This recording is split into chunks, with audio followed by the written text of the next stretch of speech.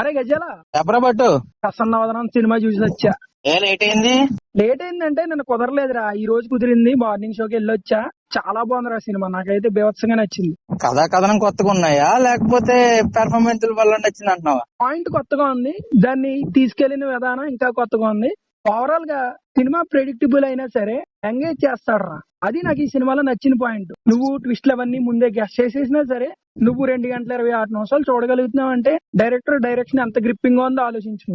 Okay, already మంచి form లో ఉన్న సుహాస్ ఈ సంవత్సరం ఆల్రెడీ హిట్ కొట్టాడు అంబాజీపేట మ్యారేడ్ సినిమాతో. అవును, అదే ఫామ్ కంటిన్యూ అయ్యాడు అంటావు అయితే నువ్వు? ఖచ్చితంగా కంటిన్యూ అయ్యాడు. సినిమా అయితే చాలా బాగుంది. లిమిటెడ్ రిసోర్సెస్ తో టీం అంతా చాలా బాగా వర్క్ చేసి మన ముందుకు మంచి ప్రోడక్ట్ తీసుకొచ్చారని చెప్పి నేను అనుకుంటున్నాను, నా పరంగా అయితే. ఓకే, మనకు ఆల్రెడీ సుహాస్ పెర్ఫార్మెన్స్ ఎలాగ ఉంటుందని మన గత సినిమాలు అన్నిటి నుంచి చూస్తున్నాం. ఏ సినిమాకి ఆ సినిమాకి ఇంప్రూవ్ అవుతూ one of the finest actors అని మార్క్ కూడా తెచ్చేసుకున్నాడు.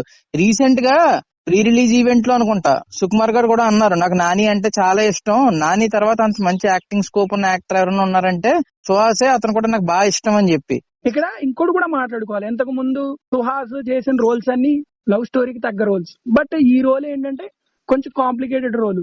కానీ ఎంత కాంప్లికేటెడ్ రోల్ అయినా సరే చాలా నేచురల్ గా రోల్ లో ఈవిడిపోయి పర్ఫార్మెన్స్ చేసాడు మామ. సుహాస్ ఒకటే భుజం మీద వేసుకుని తీసుకెళ్లాడు అనిపించచ్చా, లేదన్నా మిగతా ఆర్టిస్టులు ఎవరన్నా కూడా సపోర్ట్ చేశారు అదని? లేదు మామ, ఈ సినిమాలో కనిపించే ప్రతి క్యారెక్టర్ ఆర్టిస్ట్ కి ఇంపార్టెన్స్ ఉంటది. ప్రతి ఒక్కళ్ళు చాలా బాగా చేశారు. ముఖ్యంగా Ambajipeta marriage band fame Nithin Prasanna మంచి క్యారెక్టర్ పడింది, మళ్ళీ చాలా బాగా యాక్ట్ చేశాడు క్యారెక్టర్ తగ్గట్టు. అండ్ తనతో పాటు రాశి సింగ్ చాలా బాగా యాక్ట్ చేసింది పోలీస్ ఆఫీసర్ గా. తను చేసిన పర్ఫార్మెన్స్ అని కాదు కానీ ఆ క్యారెక్టర్ కి మంచి వెయిటేజ్ ఉంది, క్యారెక్టరైజేషన్ బాగా బిల్డ్ చేసుకున్నాడు. బట్ ఆ అమ్మాయి చేయడం వల్ల కొంచెం కొత్తగా అనిపిస్తుంది ఆ క్యారెక్టర్. అండ్ వీళ్ళిద్దరితో పాటు నందు కూడా మంచి పాత్ర దొరికింది, పాత్ర పరిధి మేరకు చాలా బాగా యాక్ట్ చేశాడు. మర్చిపోయాను రే, వైవాహర్షాన్ని మనం కామెడీ రోల్ లో చూస్తాం, బట్ దీంట్లో కొంచెం ఫ్రెండ్ గా కొంచెం సీరియస్ రోల్ చేశాడు. సీరియస్ అంటే మరీ సీరియస్ కాదు, టిపికల్ ఫ్రెండ్ రోల్ చేశాడు. ప్రతి సినిమాలో హీరో పక్కన ఫ్రెండ్స్ ఎలా ఉంటారో అలా చేశాడు.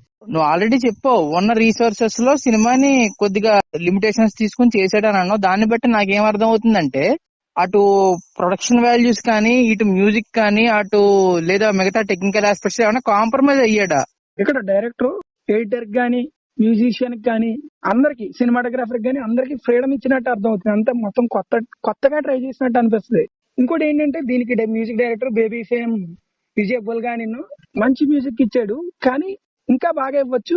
ఓకే, ఇంతకీ ఓవరాల్ గా సినిమా ఏం చేస్తావు? సజెస్ట్ చేస్తావా లేదా? మా సినిమాని ఖచ్చితంగా సజెస్ట్ చేస్తాను. థ్రిల్లర్ సినిమాలు ఇష్టపడే వాళ్ళకి ఖచ్చితంగా నచ్చుతుంది, అండ్ మూవీ లవర్స్ కూడా ఖచ్చితంగా నచ్చుతుంది.